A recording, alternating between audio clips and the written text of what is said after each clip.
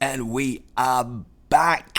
Apocalypse Tours live and direct from Bangkok in Thailand. How about this blue curtain? I feel like I should be on the Tonight Show or something and just about to come out and do some comedy. But working on the lighting at the moment. I've only been here a couple of days. There's a great scenery. There's a great view of Bangkok behind me. But I'm having to work on the lighting at the moment, but we're not here to talk about that at the moment. We're here to talk about The Last of Us, episode 7 and episode 8. It's a mega monster review. I'm doing both episodes together. I couldn't do episode 7 last week. I had to move on short notice. That's why we're here in Bangkok right now. I'll tell you more about that after we've talked about The Last of Us. So, episode 7. I said I was quitting. I said I was out. You guys dragged me back in again, so thank you. Filler. That's it. Episode 7. It was a flashback scene. We got to see Ellie and how she got bit. How Ellie got the bite. And this was basically just killing time. We could have had these flashback scenes woven into the story. It could have happened over a couple of episodes. It could have happened in a nice 5-minute, 10-minute segment. Instead, we took an entire episode. Now, I criticized episode 3 a lot. It was just filler. It was a plot device so Joel could get a car. This was pure filler, and there was no real plot device around it. They tried to create tension in the episode, but where's the tension when you know what's going to happen? We already know Ellie gets bit. It was pretty obvious that the other girl was going to get bit and die. It just felt like a waste of time to me. I think the biggest problem with The Last of Us is they've taken a paper-thin story and they've dragged it out over 10 episodes. I want to hear from you gamers out there, because the game has such a huge following. The game is huge. If the game was as boring as the TV show, it wouldn't be as big. So, I'm guessing we don't have this filler in the game. This is just for TV. Now, I go back to my original point, which I've made in every single video regarding The Last of Us. And my point is this. We could have made this TV show over 3 90-minute episodes and had fast-paced drama that was true to the game. And a universe could have been created.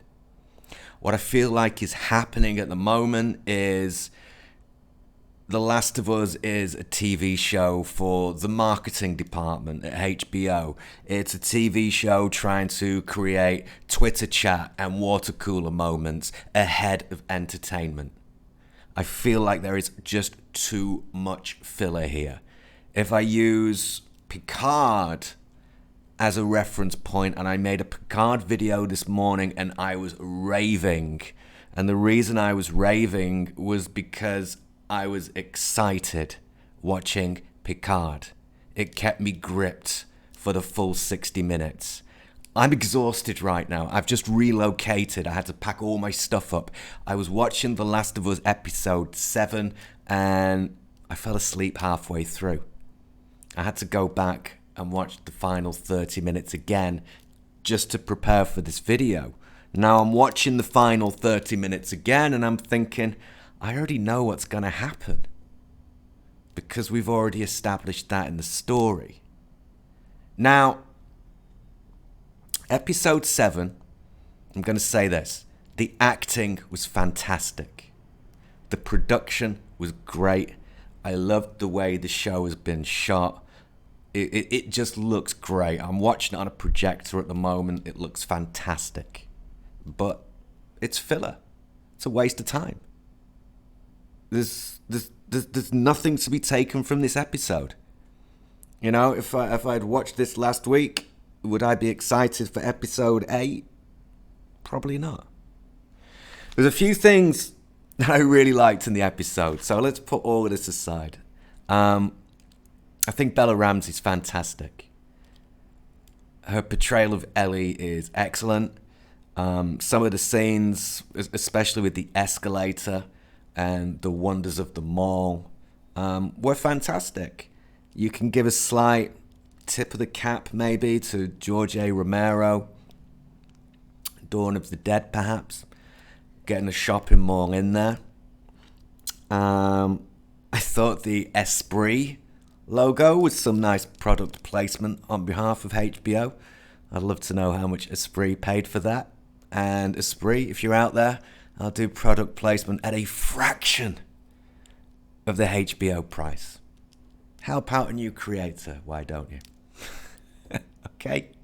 I'm open to offers. If you want to sponsor this, let me know. The looting. I thought the looting was quite amusing. The comment about, so people wanted their essentials, they took their sneakers, but they left their soap. It reminded me of the city where I'm from, Manchester. We had riots back in 2010, and every department store and every shop in the city centre got looted. I went into the city the day after the riots, and I walked through the mess, and there was only one shop that hadn't been looted, and that was the Waterstones bookstore, which was pristine and perfect while everything else had been smashed up around it. That told me everything I needed to know about society back in 2010. I thought those scenes were pretty good. I thought the kiss between the two of them, you could see it coming. It was very obvious. It was very pointless. How old is Ellie supposed to be? How old is this other girl supposed to be? Did we really need it? Probably gonna get attacked for that opinion, but watching two teenage girls kiss, not really my thing. And if it was my thing, you should be very worried and call the authorities. Because, you know, I could use words, and those little YouTube drones would come down and hunt me out right here in Bangkok, Thailand, and execute me. So, episode 7, just a whole lot of nothing. And if we take episode 7 and we remove episode 3, you could have made this 8 parts and saved us all a lot of time. But then things changed. We got to episode 8. I went out, I had some noodles, I woke up a little bit, I drank a little coffee, I settled into episode 8. I enjoyed it. I enjoyed episode 8. Why did I enjoy episode 8? Well, the outcome hadn't already been predetermined. Excuse me, I need to drink some coffee. It's hot in here. I have to turn the AC off and the fan. It's about 35 degrees in here at the moment. Let me drink a little Joe. Siam blend. This is excellent coffee. It's local. If you've never tried Thai coffee before, ooh, it's got a kick. Alright, so episode 8. Body count. At last. I like zombie movies. I like apocalyptic movies. I like apocalyptic TV shows and zombie TV shows. I like a body count. Stack up those bodies and I'm happy. Give me some story around those bodies and I'm very happy. Give me a bit of social commentary. Ooh, I'm overjoyed. We got some body count from The Last of Us episode 8. About time.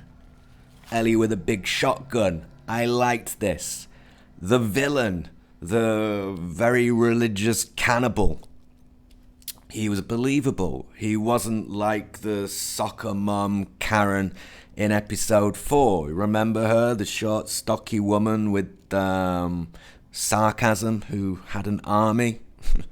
You know, it's about as believable as Well, you know. Anyway, the villain, he was good. I liked him. We did the cannibal thing, which is a constant in zombie apocalyptic dramas. It wasn't the main focus of the story. We had a nod to it. I kind of dug that. It was good. You know, it wasn't terrible. I thought the acting, again, was absolutely fantastic.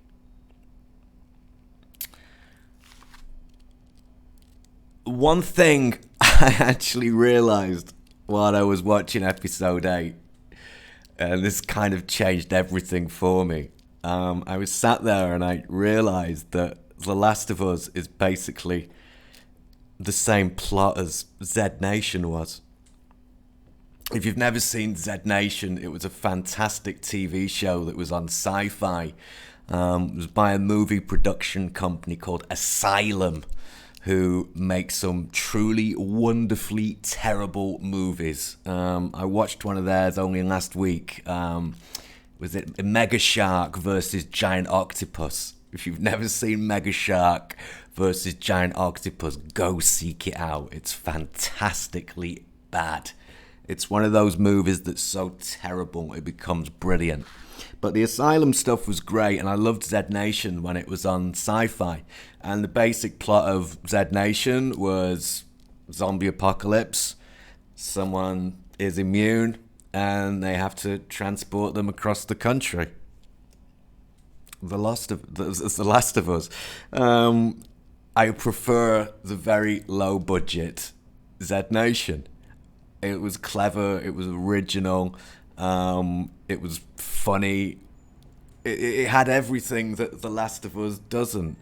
You know, I still get this feeling with The Last of Us that the production crew and is it Drinkman or Drunkman? I forget. I kept calling him a stupid name and getting into trouble for it. I've actually forgotten his real name. Is it Neil Drinkman?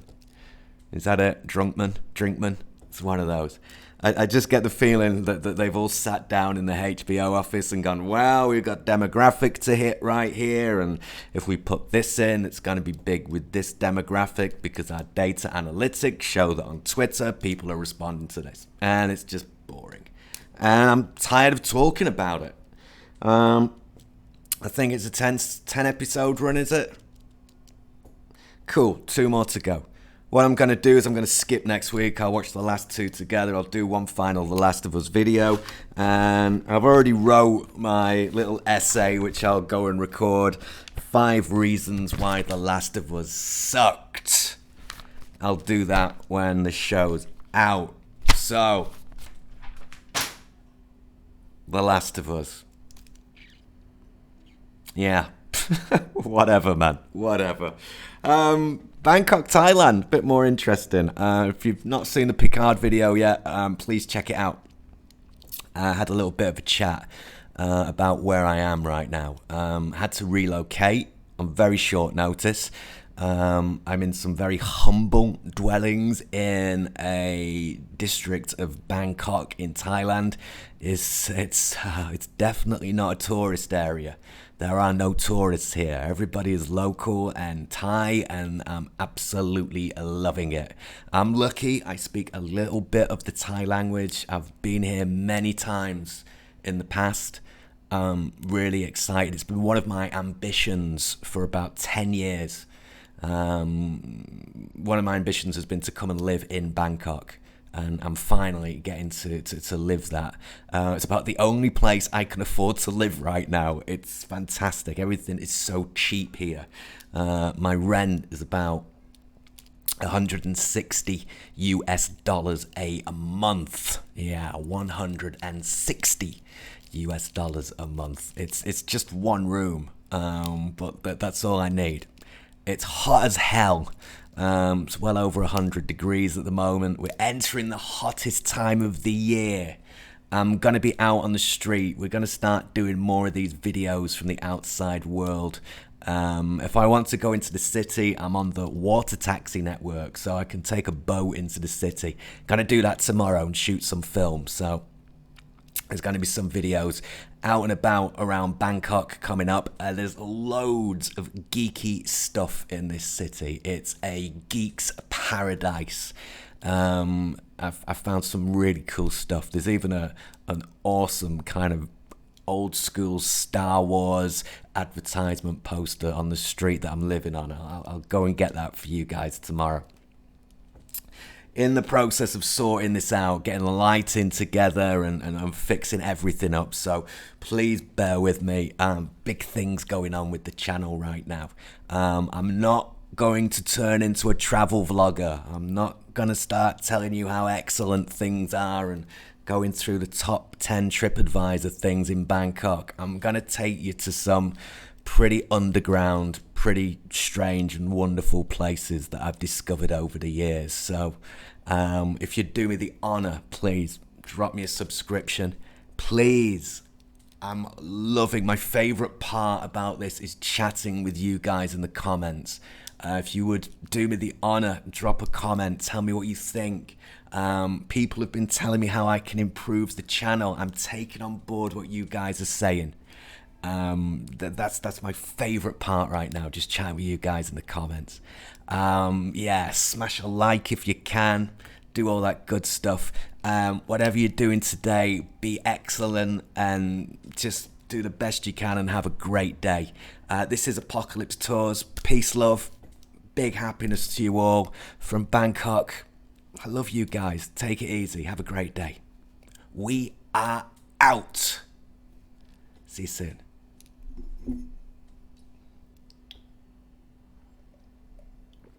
Damn, that coffee's good.